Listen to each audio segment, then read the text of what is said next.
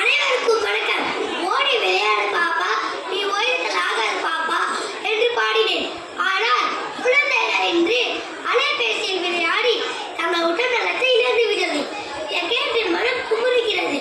உணவுக்கும் தொழிலுக்கும் வந்தனம் செய்வோம் என்று பாடினேன். ஆனால் இன்றோ பச்சை பசேல் வயல்வெளிகள் காணும், வாடியார்ந்த மரங்களை காணும். அனைத்தும் பல மாடி கட்டடத்தை மாறுகிறது.